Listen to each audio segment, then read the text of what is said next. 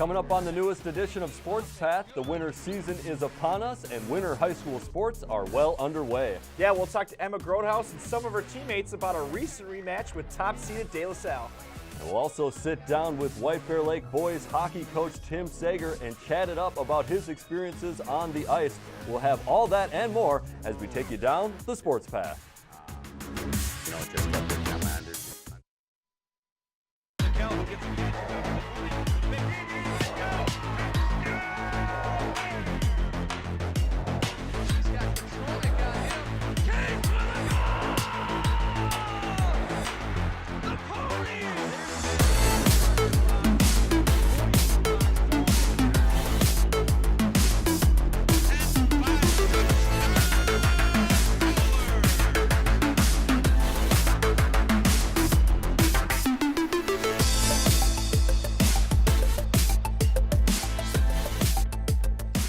Welcome back to an all-new Sports Pass. Sam Erickson, John Miller with you as always. And John, how we doing? Oh, it's been a long 3 weeks. Ready to get right back into it, Sam. Yeah, definitely got a jam-packed show as always. So I guess we got to get right into it, and we're going to start it as we always do with that social media montage.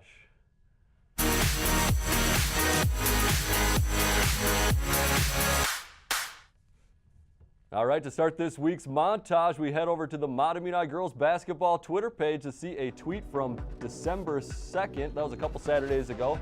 The Zephyrs took on De La Salle in a highly rated matchup. De La Salle upset the Zephyrs last season in the Section 4 3A tournament, and this year De La Salle started the season ranked #1 in the state. Well, the Zephyrs handed De La Salle their first loss of the season. They didn't just win a nail-biter like De La Salle's upset last year. They clobbered the Islanders 52-36, an impressive performance by the Zephyrs. So let's go, baby. Let's go. Oh, always got to love the Zephyrs girls team. Well, next we head over to the White Bear Lake boys hockey page.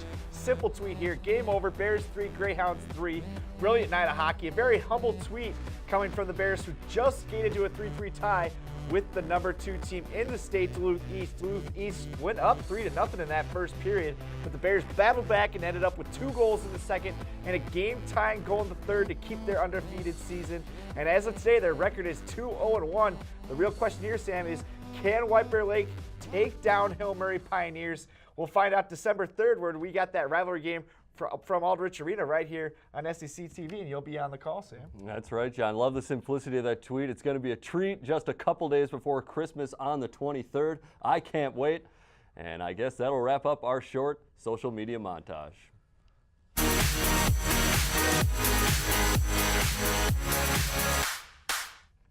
All right, now we'll take you to our first girls hockey game we're going to show you guys. We got the Stillwater versus North Tartan at the St. Croix Rec Center, home of the Ponies. This is courtesy of Valley Access Channels. And after a rough 0-2 start to the season, North Tartan gets the first goal off of a turnover. Lauren Hendrickson unassisted. She gets that 1-0 now. Now, only 36 seconds later, Sophie Schuster, she'll fire this one in on the net, and the Ponies find their way to their first goal. It's 1-1 now. Now, Olivia Schultz comes up with a big save in the second period. The senior goaltender really had a solid game all night. And then we'll see a goal here where our cameras didn't catch it too well, but Stillwater ends up scoring about 10 seconds after that big save, making it 2-1. Now, it stayed that way until the final seconds in the face-off with North Tartan zone, in the North Tartan zone, 13 seconds left on the clock. Puck sits on the dot for what seems like an attorney, eventually gets kicked out to Colshaw Klein. She takes up time, she gets the shot, and it goes in. 3 seconds on the clock, and that ties the game at 2. This one's going into overtime. Now, folks, get this. Only 17 seconds left in the overtime period. Same thing happens. Face off in the North Tartan zone. Puck sits on the ice, gets kicked out to Colshaw Klein. Here, she'll get another shot at it. Let's see if this one goes in. Nope, gets saved, and that's how it would end, folks. 2-2 tie between North Tartan and the Stillwater Ponies. Olivia Schultz had 32 saves in the game, and Stillwater was able to put the puck on the net more than North Tartan, but a close one with a lot of game-tying shots with 3 seconds left. You got to love those, Sam. Absolutely. So there's North Tartan in action. We're going to take a look at the Metro East standings. Still early days, but not the best start for our two teams in the Metro East. Matamidi is sitting at 3-5, but did get a win in their first conference game last night against Simley 4-2. North Tartan also started conference play last night, unfortunately falling to Hastings 3-1 after that last loss to Stillwater you just saw. Yeah, now we'll shift over to the Suburban East, where White Bear Lake is off to a great start. They started off their season winning 6 in a row, including an overtime winner in their first conference action against Eastview last night. Cindy Sheeran picked up both goals, and that would be the name Sports Pass fans should be familiar with. Sheeran led the way for the Bears last year and is committed to the University of Minnesota, Sky Umar. Yeah, and Minnesota's going to get a heck of a player with her. Excited to watch her not only this year, but next year as well. So that is that for girls hockey. Let's skate on over to the boys side of things and take a look at your Metro East standings. Very early in the season for boys hockey as well. Some teams were playing their first games of the year last night, and that included Matamidi, who got a huge 3-3 tie against conference rival Hill Murray. Way to go, Zephyrs. Tartan has won their first 2, and North St. Paul is unbeaten in non-conference action as well. Polars will take on Matamidi tomorrow night. Yeah, now let's shift over once again down to the boys standings in the Suburban East. White Bear Lake starting off very well. The Bears come into the season ranked 10th in Class 2A, and as we mentioned, got a huge result against number 2 Duluth East over the weekend in that tie. The Bears won their first 2 before that, including an 8-2 shellacking of rival Roseville, and White Bear Lake travels to Forest Lake tomorrow. Yeah, John, so not too many games for boys hockey as their season is just getting started, but teams are getting ready for their big games ahead, practicing hard. And in fact, we made it out to one of the recent White Bear Lake boys hockey practices over at Vadnais Sports Center to sit down and talk with head coach Tim Sager in the newest edition of a segment we call Coach's Corner.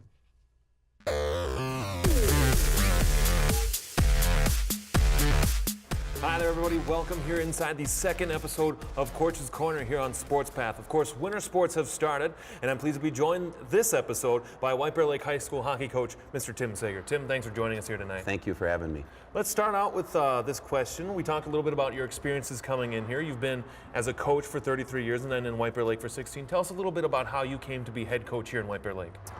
Well, I think just the experience of, I grew up in St. Paul and ended up getting a scholarship out of high school as a graduate of Cretin, and fortunate enough to get a scholarship to the University of Wisconsin-Madison, and played 4 years there. I was in 3 national championships there. We won 2.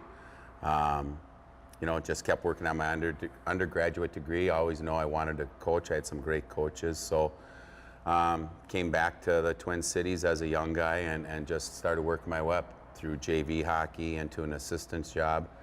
And hockey, athletics don't pay the bill, so I was trying to get a teaching job, and they were very scarce at the time, so I headed back to central Wisconsin, a little town called Medford, and I was there for 3 years. They started a high school program, and then I was at Wausau East High School for 9.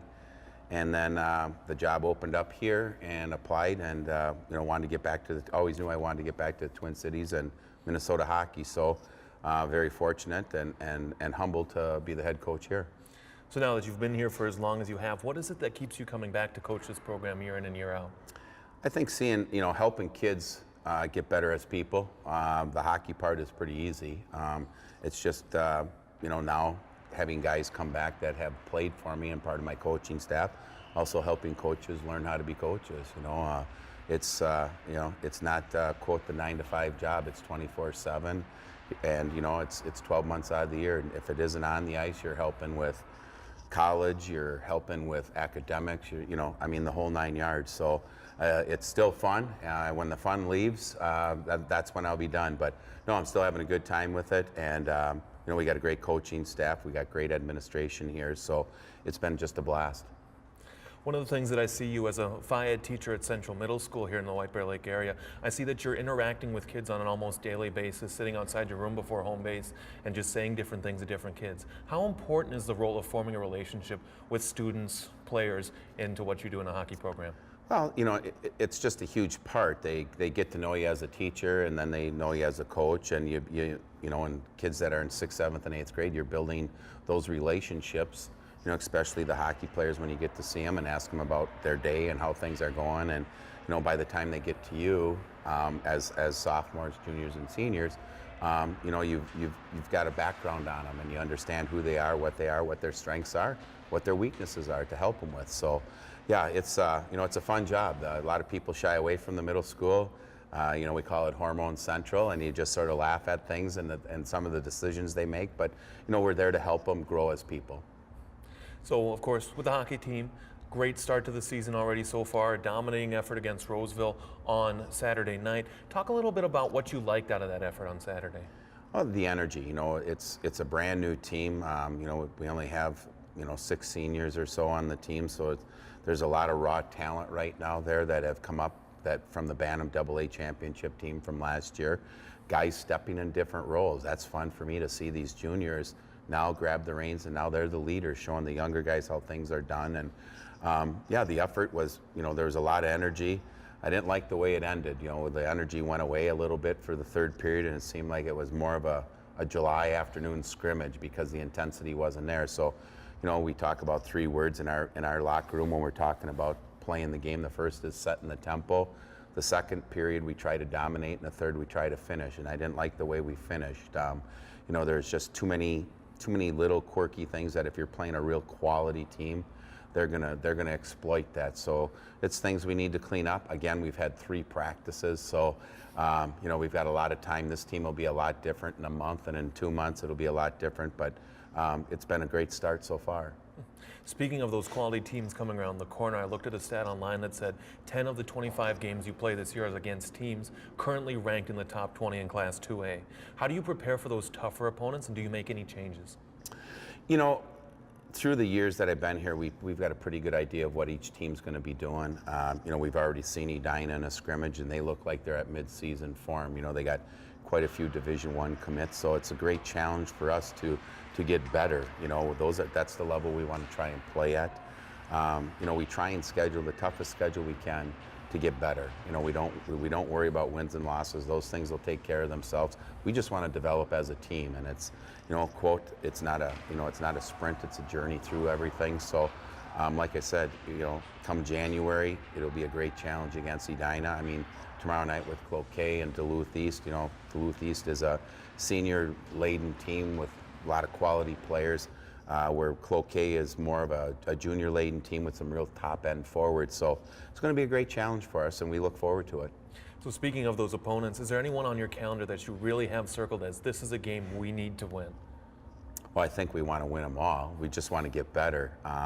If we can constantly get better, the wins and losses will take care of themselves if we're doing the things that we need to do. It's like the other night we talked after the game, and I just, as a coaching staff, we always talk about, it's about us, getting better at our system. It's not about the opponent. It's about what we need to do. And, we saw some good things the other night, but there's, it's in the infancy stage. So we're looking forward to a lot of good things. So talk with us again through 16 years as White Bear Lake hockey head coach. You have to have one favorite memory that's really stuck with you through the years. What would that one be? Oh boy, I would tend to say there's a couple. It was always my dream as a high school hockey player to get to the state tournament, and Coach Anderson was my first captain here to be able to get to a state tournament that first year. Brought a tear to my eye, and all the hard work that had paid off. I never knew if I was going to get that chance.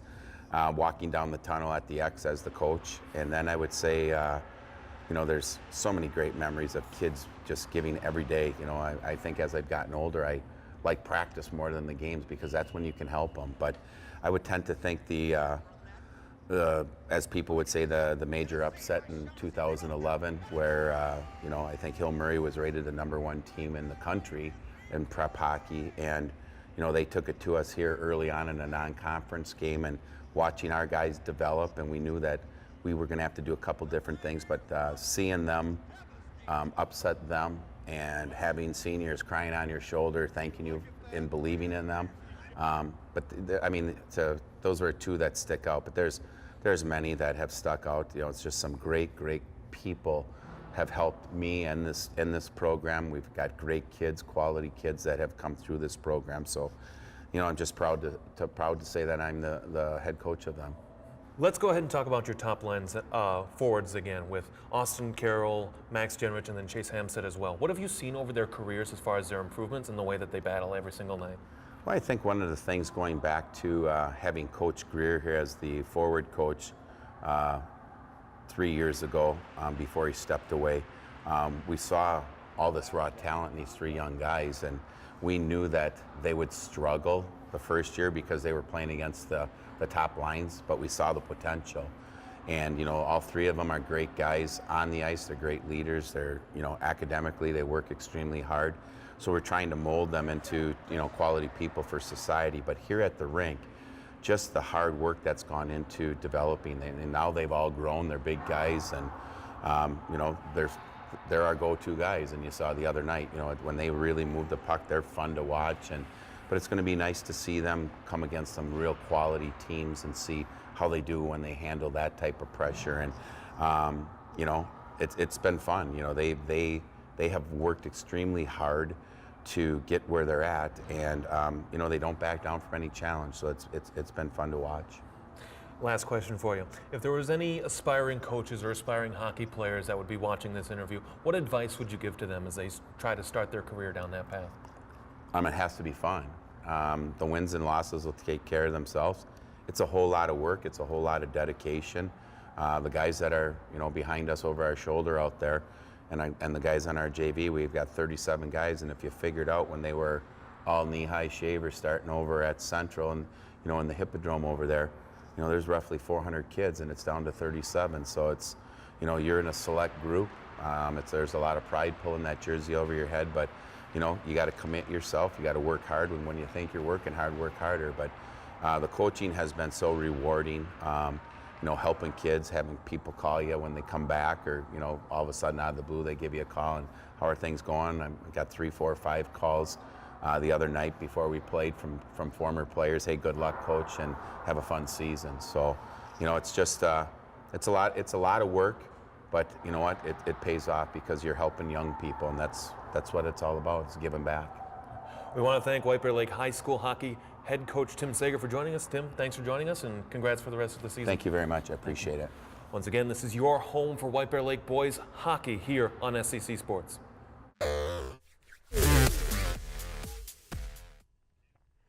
And if you missed it earlier in the program, you may be wondering when the big rivalry game is this year. Hill Murray takes on White Bear Lake 2 days before Christmas in a matchup you can see right here on SCC TV. And wouldn't that be a sweet Christmas present for White Bear Lake to take down the rival Hill Murray Pioneers? And I'm telling you, by the way, this Bears team is looking with that head coach right there. I'm thinking they might just do it.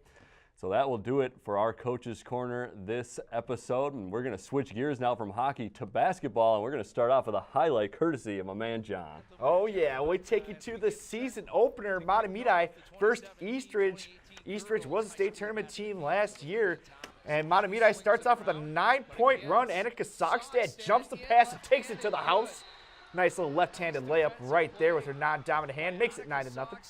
Chloe Storr hits a three-pointer right here. She gets Eastridge right back in it, 9-5 now as they're on a 5-0 run after being down 9-0. Now down to Roadhouse, who kicks it back out to Josie Underwood, and Matamidi answers with a three-pointer of their own, 12-5 Zephyrs.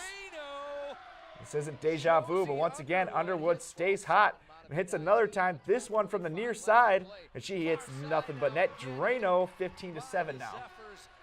Now Zephyr star Emma Grodehouse doesn't score until 10 minutes past in the game, but first come on a fast break. 19-9 now. Zephyrs and Matamidi would not look back. Grodehouse played better later in the game, sinking a 3 to start the second half, putting Matamidi up by 25 points in the early going of the second half. Now Sockstad, she'll eventually get another tray, gives them the 28-point lead. Now Grodehouse shows she can definitely play a little defense too. Using those long arms, she snags the ball away, and she'll eventually draw the foul here. She'll get two free throws at the line. She sinks them both. Now Underwood will get a chance to go 3 for 3 from three-pointer. Drano, she gets that one to go in. 9 points on the game, all from threes. And that would be your final score for this one, 77-45. Grodehouse, you know, she really started slow, but she ended up putting 23 points on the board, most coming in that second half.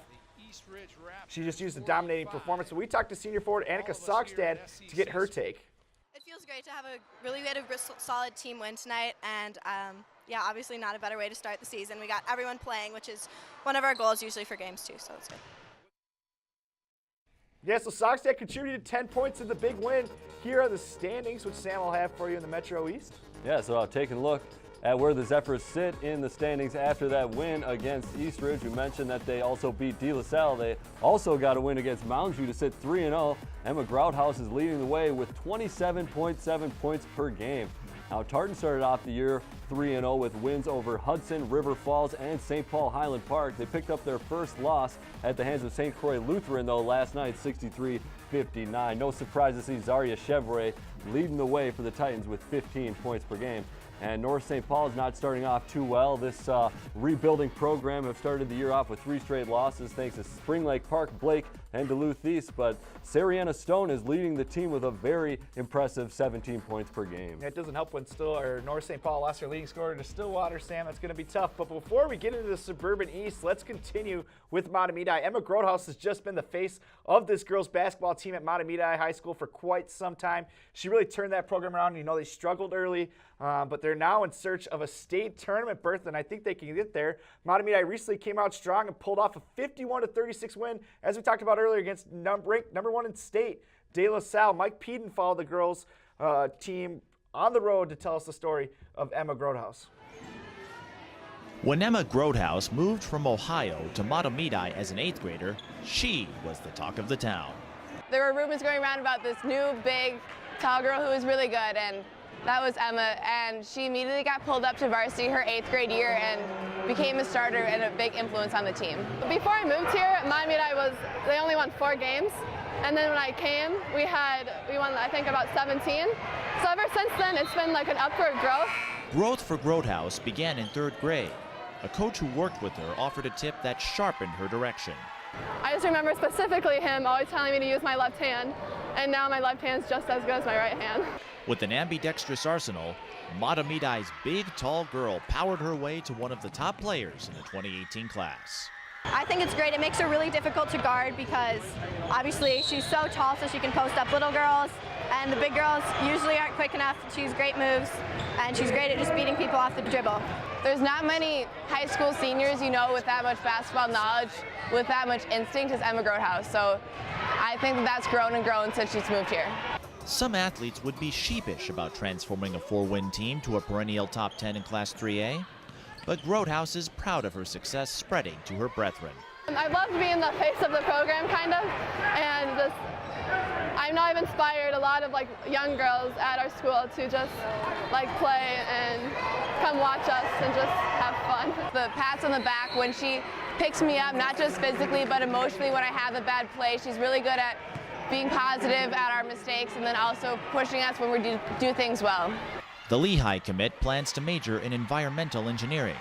Before she departs for Pennsylvania, Grouthouse hopes to enhance Matamidi's habitat through a certain athletic distinction. Matamidi's never been to the state tournament, and I really want to go. It's my #1 goal this season is to lead my team there. Grouthouse is still the talk of the town, thanks to fellow Zephyrs who speak up for friendship. The lasting impressions I'll have, the lasting memories, are her as a friend. I'll always see her as someone who's had my back, who I've laughed with and cried with. I love playing for Matamidi. I love repping the school, and I'm just excited to see what our season has. At the Lindbergh Center, I'm Mike Beaton for SEC Sports. Yeah, well, after this season and hopefully a state tournament berth, Grouthouse will go on to play D1 college basketball at Lehigh University in Pennsylvania. And now Sam is going to have some sweet highlights for you of the White Bear Lake girls basketball team. Yeah, Matamidi not the only girls basketball team of our Fab Four doing big things. White Bear Lake starting out the season 1-1, hosting Robbinsdale Armstrong. Jordan Farron knocking down the open three-pointer from the corner. That makes it a 5-2 White Bear Lake lead. And Courtney Crouch intercepts a pass. Bears play a quick transition game. Crouch eventually gets it. Anderson gets the three-pointer to make it an 8-2 lead.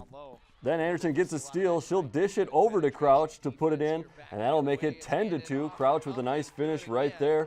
Early lead for the Bears. They're off and running. We'll skip ahead a little bit. Rebound to Ella Janicki. Transition game up to Anna Sanders. Sanders passes it right back for the bucket, and Janicki will make it 36-9.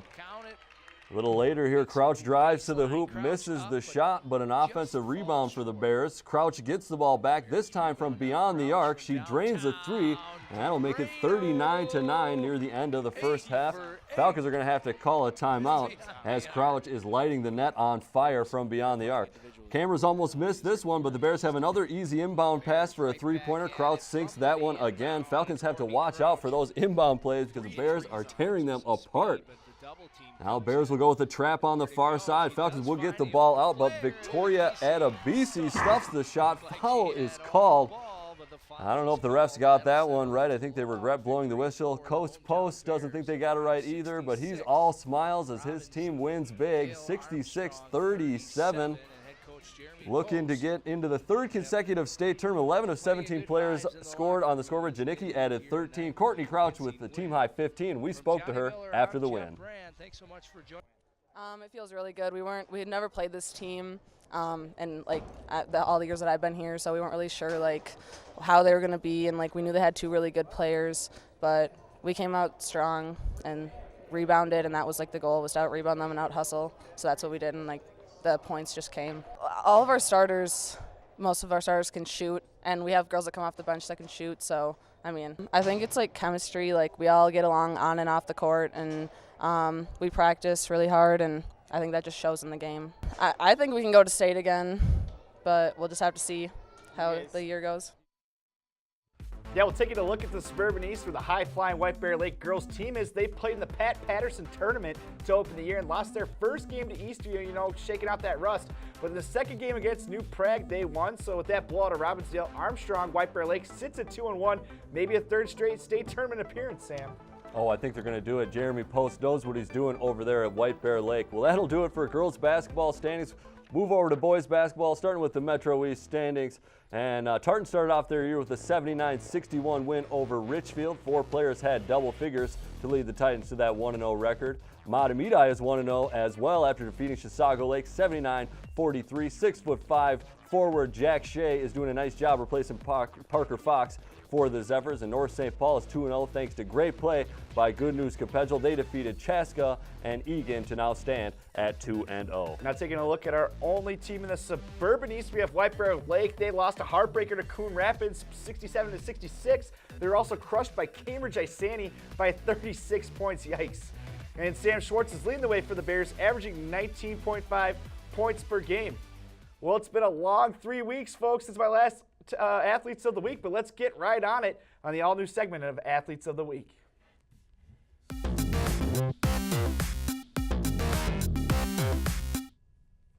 All right, for my male athlete of the week, I'm going with Matamidi basketball senior forward number 20, Jack Shea, November 30th against that Chisago Lakes. He had 23 points to lead the Zephyrs to a win. He's really got to step up after they lost their whole starting crew last year. Now for the girls, I have to go with White Bear Lake, number 5, Courtney Crouch, basketball player. She had 15 points in that win that we showed you earlier, and she was just absolutely all over the court. She played outstanding. She's a heck of a player, and you know, she gave us a great interview that we just showed you guys. And that wraps up this segment of Athletes of the Week.